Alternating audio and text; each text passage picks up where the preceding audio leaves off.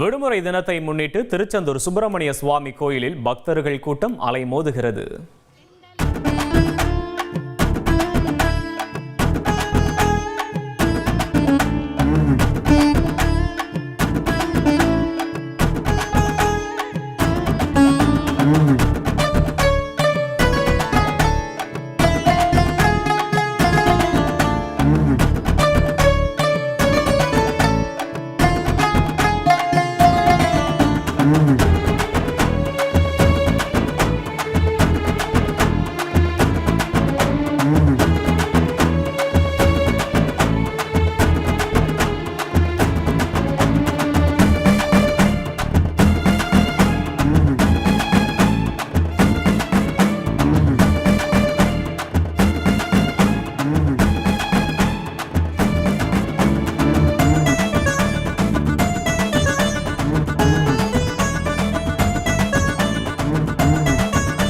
விடுமுறை தினத்தை முன்னிட்டு திருச்செந்தூர் சுப்பிரமணிய சுவாமி கோயிலில் பக்தர்கள் கூட்டம் அலைமோதுகிறது. அந்த காட்சிகளை பார்த்தோம். கூடுதல் விவரங்களோடு இணைகிறார் செய்தியாளர் பவானி. பவானி வணக்கம். கள விவரங்களை பதிவு பண்ணலாம் பவானி.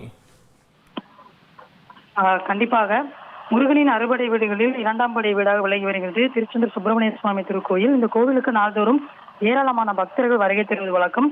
திருவிழா காலங்கள் மட்டுமில்லாமல் விடுமுறை நாட்களிலும் பல்லாயிரக்கணக்கான பக்தர்கள் வருகை தருவாங்க. இந்த நிலையில இன்றைய தினம் ஞாயிற்றுக்கிழமை விடுமுறை தினம் என்பதால் பல்வேறு பகுதிகளில் இருந்து அதிகாலை முதலே ஏராளமான பக்தர்கள் சுவாமி தரிசனம் செய்ய வருகை தந்த வண்ணம் இருக்கிறாங்க. கோவிலுக்கு வருகை தந்த பக்தர்கள் கோவில் முன்பிருக்கக்கூடிய கடற்கரையில் புனித நீராடி நாளை கிணற்றில் குளித்துவிட்டு குடும்பத்துடன் நீண்ட வரிசையில் நின்று சுவாமி தரிசனம் செய்யக்கூடிய அந்த காட்சிகளை நம்மால் பார்க்க முடிகின்றது. குறிப்பாக பொது தரிசனம் 100 ரூபாய் கட்டண தரிசனம் 60 வயதுக்கு மேற்பட்டோருக்கான தரிசன வரிசையில் பக்தர்கள் கூட்டம் அலைமோதியே காணப்பட்டு வருகின்றது. அதிகாலை 4 மணிக்கு கோவில் நடை திறந்து பூஜைகள் நடந்த நிலையில் சுமார் 5 மணி நேரத்திற்கு மேலாகவே பக்தர்கள் நீண்ட வரிசையில் குடும்பத்துடன் நின்று சுவாமி தரிசனம் செய்து வருகின்றனர். இதற்கிடையில் கடந்த சில வாரங்களுக்கு முன்பு 100 ரூபாய் கட்டண தரிசன வரிசையில் நின்று கொண்டிருந்த காரைக்குடியைச் சேர்ந்த பக்தர் ஒருவர் மூச்சு திணறல் ஏற்பட்டு உயிரிழந்த சம்பவம் பெரும் பரபரப்பை ஏற்படுத்திய நிலையில இலவச தரிசனம் மற்றும் 100 ரூபாய் தரிசன வரிசையில் தலா 2 இடங்களில் அவசர வழிப்பாதை அமைக்கப்பட்டிருக்கின்றது.